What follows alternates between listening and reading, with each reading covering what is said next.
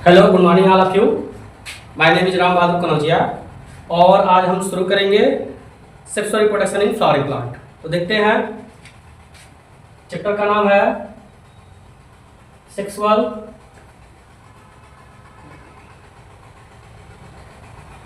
Reproduction in flowering plant. Sexual reproduction in flowering plant. तो reproduction पढ़ने से पहले हम जान लेते हैं कि पुष्प क्या होता है, व्हाट इज फ्लावर। तो हम फ्लावर की बात करते हैं तो flower is the sexual part of plant. पुष्प पादप का लैंगिक जनन अंग होता है। Flower is sexual part of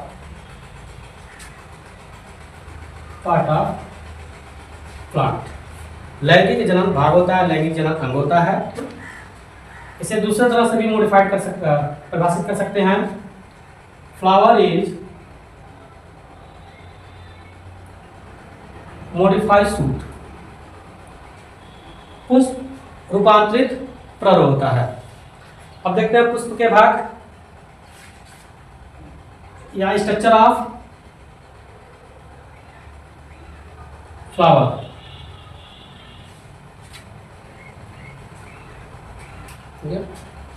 तो स्ट्रक्चर ऑफ फ्लावर, पुष्प की संरचना देखते हैं। पुष्प कैसा होता है, पुष्प में क्या क्या भाग होते हैं। तो एक पुष्प की संरचना बनाते हैं हम लोग।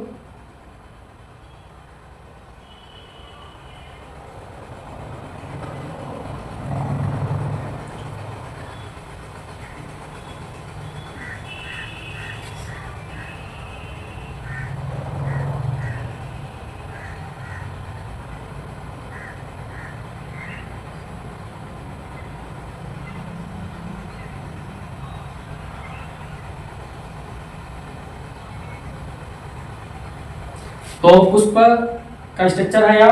अब इसके प्रत्येक भाग को जानते हैं। पुष्प का यह भाग पेडिसिल कहलाता है, जिसके ऊपर पुष्प के सारे भाग स्थित होते हैं। उसको थैलेमस कहते हैं। पुष्प का प्रथम चक्र जो होता है उसको कैलिक्स कहते हैं। जो पुष्प में रंगीन भाग होता है, द्वितीय चक्र होता है, वह कोरोला होता है। इसके बाद पुष्प का जो नर जननांग एंड्रोसियम होता है और पुष्प का मादा जननांग गानोसियम होता है। तो पुष्प में कुल 4 चक्र होते हैं, 4 भाग होते हैं, कैलिक्स, कोरोला, एंड्रोसियम और गानोसियम। गानोसियम फीमेल पार्ट ऑफ फ्लावर। पुष्प का मादा जननांग होता है। Androecium male part of flower. पुष्प का नर जननांग होता है। इसके यूनिट को देखते हैं, प्रत्येक की यूनिट देखते हैं, इसकी सबकी यूनिट क्या है। कैलिक्स की जो यूनिट होती है सेपेल होती है। सेपेल ग्रीन कलर का होता है, ग्रीन कलर होता है। बट के कंडीशन में प्रोटेक्ट करता है पूरे पुष्प को। कोरोला की जो यूनिट होती है पेटल कहते हैं। यह कलरफुल होता है, कलरफुल होता है और अट्रैक्ट करता है इंसेक्ट को फॉर पॉलिनेशन। कीटों को अट्रैक्ट करता है परागण के लिए। एंड्रोसियम की जो यूनिट होती है इसको स्टेमेन कहते हैं और गानोसियम की जो यूनिट होती है इसे पिस्टिल या कार्पेल कहते हैं। पिस्टिल या कार्पेल कहते हैं। तो अभी आप लोगों ने पुष्प के स्ट्रक्चर के बारे में देखा। अब देखते हैं हम लोग part of flower. Part of flower.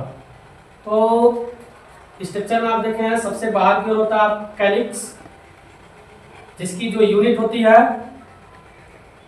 Unit जो होती है सेपेल। अब सेपेल के बारे में जानते हैं, outer most layer, most part, green colour, और करता क्या है, प्रोटेक्ट करता है, protect flower on bird condition. पुष्प को यह सुरक्षा करता है बर्ड की अवस्था में। पुष्प में जो दूसरा भाग है उसको हम कोरोला कहते हैं, जिसकी यूनिट होती है पेटल। पेटल के बारे में जानते हैं, सेकेंड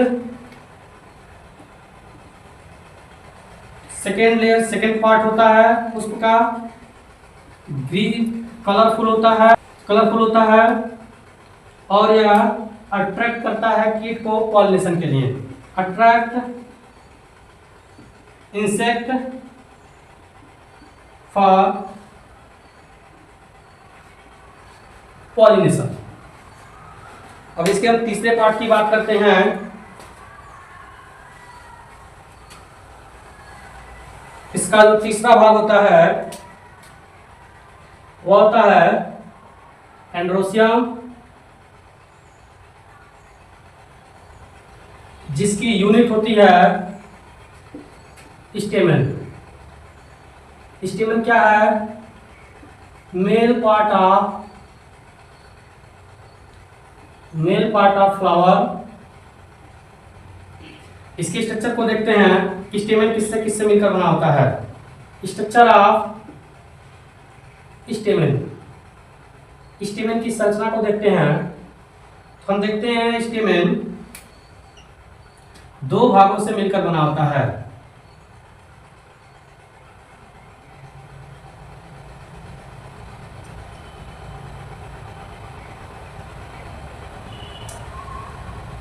दो भागों से मिलकर बना होता है, एक फिलामेंट होता है और दूसरा एंथर होता है। तो स्टेमन दो भाग से मिलकर बना है, फिलामेंट और एंथर से।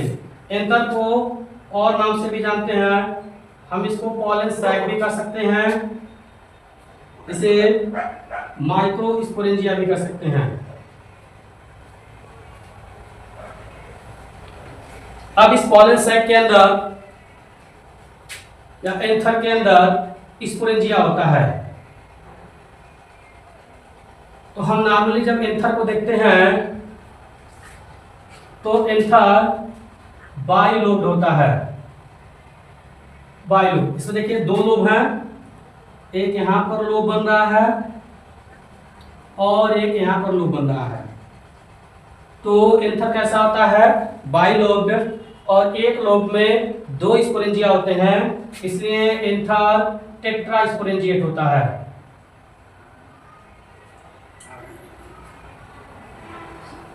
तो नॉर्मली एक एंथर बाइलोब्ड टेट्रास्पोरेंजिएट होता है। अब एंथर के टीएस की बात करते हैं हम लोग। एंथर का टीएस देखते हैं,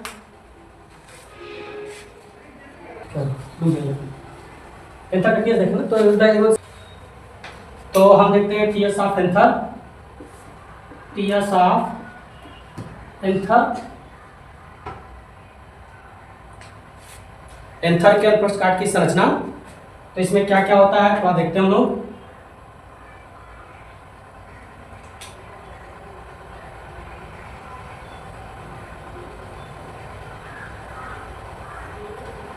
तो यह है टीएस ऑफ एंथर, जिसमें आपको दो लोब दिखाई दे रहे हैं,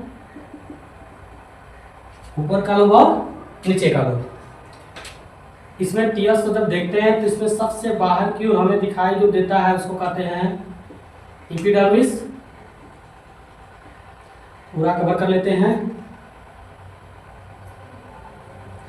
एपिडर्मिस।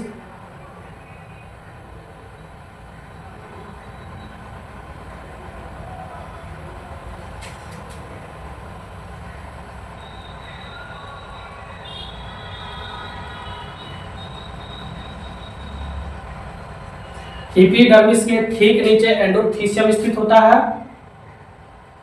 तो यह एंडोथीसियम देखते हैं, एंडोथीसियम कॉर्नर पर नहीं होता है।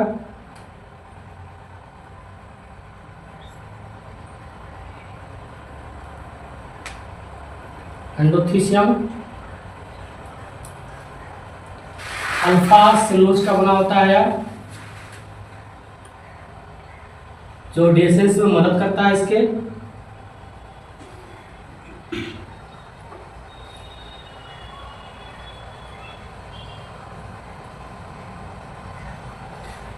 यह हो गया एंडोथीसियम।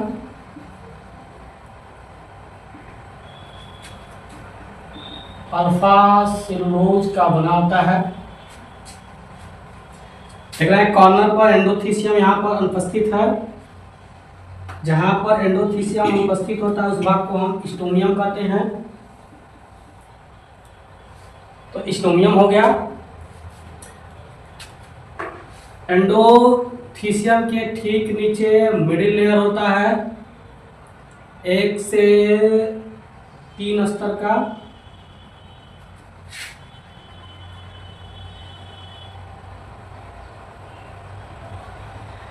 मिडिल लेयर हो गया।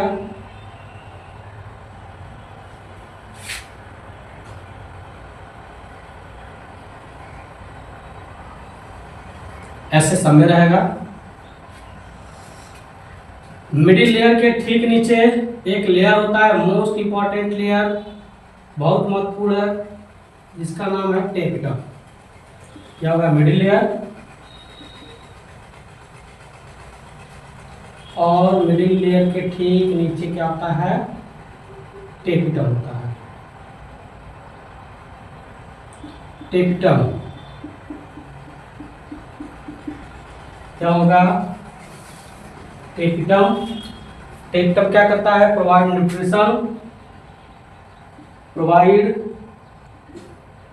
Nutrition for fallen grain. परागकण को पोषण देने का कार्य करता है। पॉलीप्लॉइड होता है या बहुगुणित होता है। पॉलीप्लॉइड होता है, बहुगुणित होता है। इसके बाद यह सिक्रीट करता है स्पोरोपोलिन को।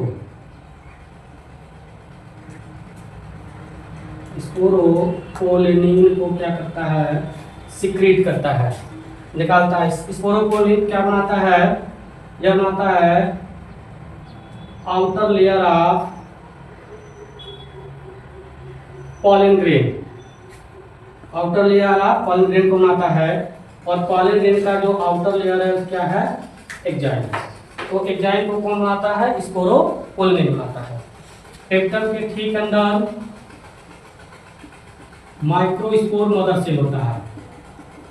यह हो गया microspore mother cell. Microspore mother cell. Microspore mother cell diploid होता है। इसमें मियोसिस होता है और बनते हैं सब माइक्रोस्पोर। और यही माइक्रोस्कोप डेवलप करके बनाता है पॉलन ग्रेन। यहाँ पर वेस्कुलर टिश्यू होता है, सप्लाई मिलता रहता है इसको। यह है TS of anther. TS of anther में देखते हैं, अगर हम आउटर टू इनर जाते हैं, यानी कि बाहर से अंदर की ओर जाते हैं, तो कौन कौन सा लेयर मिलता है आपको? सबसे बाहर की ओर एपिडर्मिस। एपिडर्मिस के ठीक नीचे एंडोथीसियम। एंडोथीसियम के ठीक नीचे मिडिल लेयर। और मिडिल लेयर के ठीक नीचे टेपिटम। और टेपिटम के बाद होता है माइक्रोस्पोर मदर सेल। अगर हम इनर टू आउटर जाएंगे तो microspore mother cell, tapetum, middle layer, endothecium और एपिडर्मिस होता है। तो यह है टीएस ऑफ एंथर।